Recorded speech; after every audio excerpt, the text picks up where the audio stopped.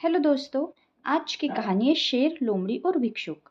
एक बौद्ध भिक्षुक भोजन बनाने के लिए जंगल से लकड़ियां चुन रहा था कि तभी उसने कुछ अनोखा देखा।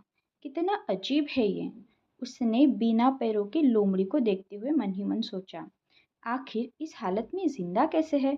उसे आश्चर्य हुआ और ऊपर से ये बिल्कुल स्वस्थ है। वह अपने ख्यालों में खोया हुआ था कि अचानक चारों तरफ अफरा तफरी मचने लगी। जंगल का राजा शेर उस तरफ आ रहा था। भिक्षुक भी तेजी दिखाते हुए एक ऊंचे पेड़ पर चढ़ गया और वहीं से सब कुछ देखने लगा। शेर ने एक हिरन का शिकार किया था और उसे अपने जबड़े में दबाकर लोमड़ी की तरफ बढ़ रहा था। पर उसने लोमड़ी पर हमला नहीं किया, बल्कि उसे भी खाने के लिए मांस के कुछ टुकड़े डाल दिए। ये तो घोर आश्चर्य है। शेर लोमड़ी को मारने की बजाय उसे भोजन दे रहा है। भिक्षुक बुदबुदाया।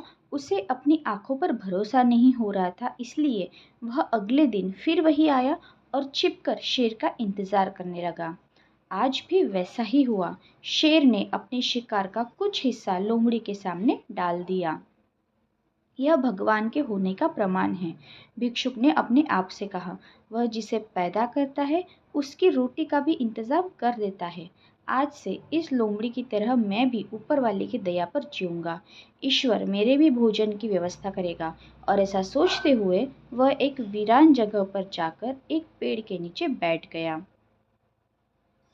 पहला दिन बीता, पर कोई वहां नहीं आया। दूसरे दिन भी कुछ लोग उधर से गुजर गए, पर भिक्षुक की तरफ किसी ने ध्यान नहीं दिया। इधर बिना कुछ खाए पिए वह कमजोर होता जा रहा था। इसी तरह कुछ और दिन बीत गए। अब तो उसकी रही सही ताकत भी खत्म हो गई।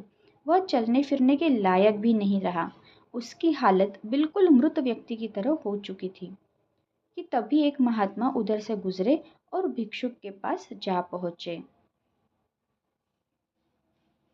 उसने अपनी सारी कहानी महात्मा जी को सुनाई और बोला, अब आप ही बताइए कि भगवान इतना निर्दयी कैसे हो सकता है। क्या किसी व्यक्ति को इस हालत में पहुंचाना पाप नहीं है? बिल्कुल है, महात्मा जी ने कहा। लेकिन तुम इतना मूर्ख कैसे हो सकते हो? तुम ये क्यों नहीं समझे कि भगवान तुम्हें उस शेर की तरह बंदे देखना चाहते हैं, लोमड़ी की तरह नहीं। सो दोस्तों, आज की कहानी आपको कैसे लगी आप मुझे कमेंट्स करके ज़रूर बताइएगा और मैं आपसे मिलती हूँ नेक्स्ट वीडियो में। तब तक के लिए bye bye. Thank you everyone.